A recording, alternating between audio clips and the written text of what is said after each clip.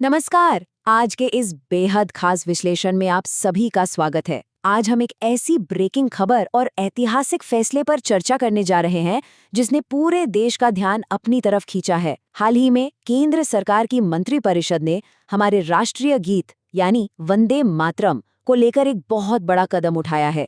यकीन मानिए, ये एक ऐसा फैसला है जो हमारे राष्ट्रीय प्रतीकों को देखने का नजरिया और उनकी कानूनी स्थिति को पूरी तरह से बदल कर रख देगा। तो चलिए बिना वक्त गवाए सीधे इस मुद्दे की गहराई में चलते हैं और समझते हैं कि आखिर ये पूरा मामला है क्या।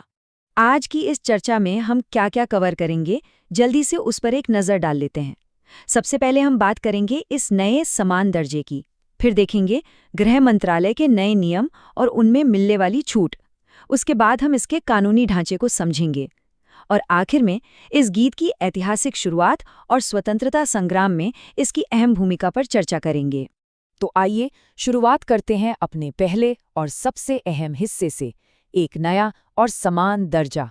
अब सबसे बड़ी और दिलचस्प बात यहाँ ये है कि केंद्र सरकार ने ये बिल्कुल साफ कर दिया है कि अब से राष्ट्रीय गीत वंदे मातरम को हमारे राष्ट्रगान जन गण मन के बिल्कुल बराबर, जी हाँ, एकदम समान कानूनी दर्जा दिया जाएगा। इसका सीधा सा मतलब क्या हुआ?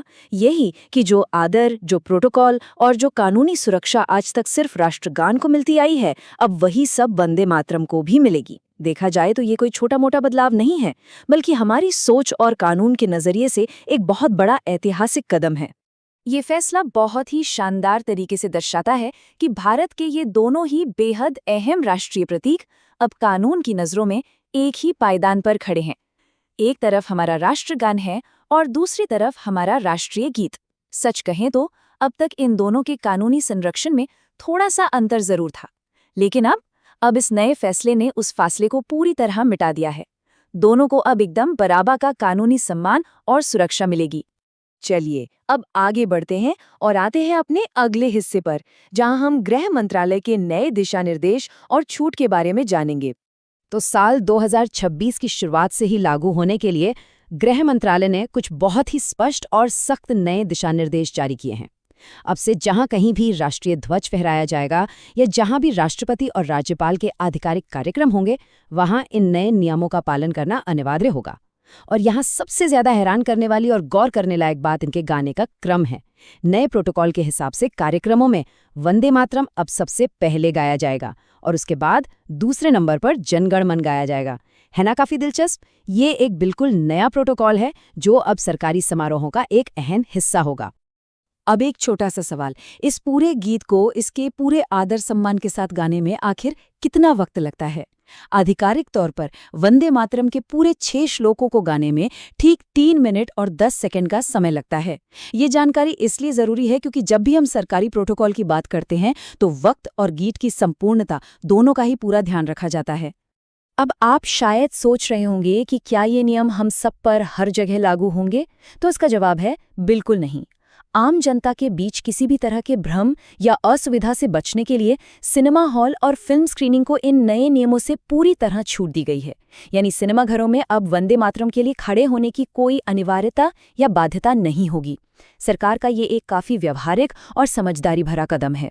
चलिए अब समझते हैं इसके कानूनी ढांचे को। आखिर नियम बन तो गए, पर इनके पीछे कानूनी ताकत क्या है? यहाँ पे ये जिक्र करना जरूरी है एक बहुत ही अहम कानून का, राष्ट्रीय गौरव अपमान निवारण अधिनियम 1971। असल में ये कानून इसलिए बनाया गया था ताकि भारत के संविधान, राष्ट्रीय ध्वज और राष्ट्रगान के किसी भी तरह के अपमान को रोका जा सके और उस पर सजा तय की जा सके। अब मंत्रिमंडल ने क्या किया है कि इसी 1971 के कानून में संशोधन, यानी आम भाषा में कहें तो अमेंडमेंट करने को मंजूरी दे दी है ताकि राष्ट्रीय गीत वंदे मातरम को भी कानूनी रूप से इसमें शामिल किया जा सके। और पता है इस संशोधन का सबसे बड़ा असर क्या होगा?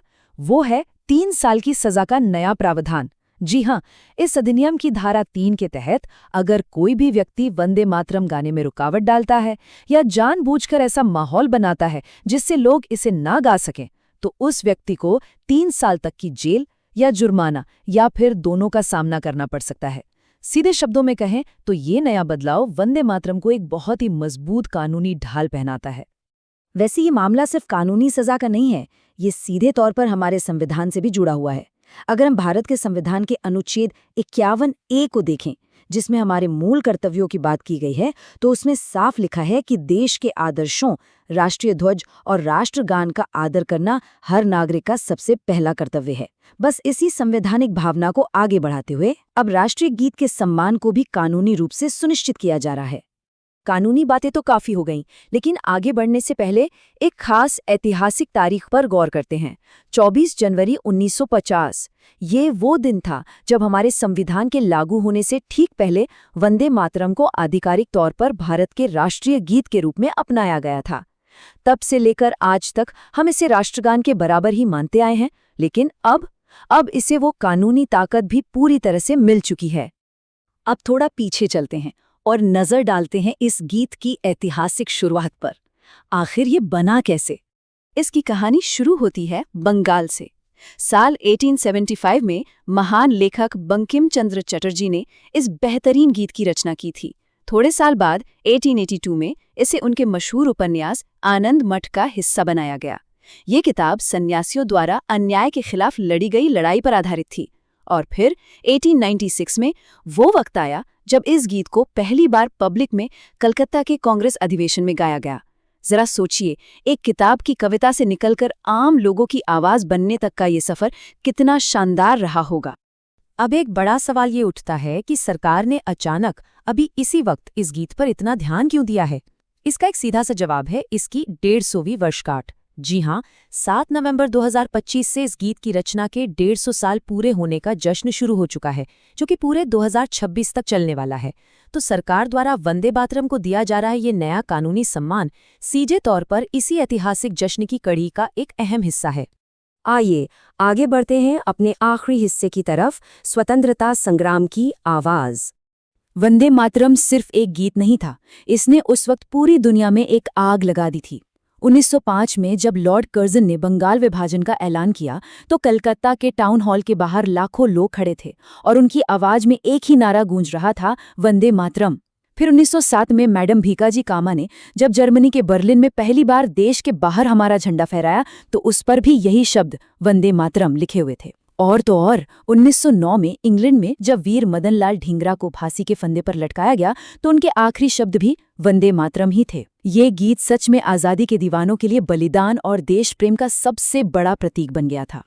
तो आज के इस विश्लेषण में हमने वंदे मातरम के 1875 के इतिहास से लेकर आज के नए कानूनी बदलावों तक का एक लंबा सफर तय किया। अब जाने से पहले मैं आपके लिए एक छोटा सा सवाल छोड़कर जा रहा हूँ। जरा सोचिए, क्या आपको उस 1882 के उपन्यास का नाम याद है जिसमें ये गीत पहली बार छपा था?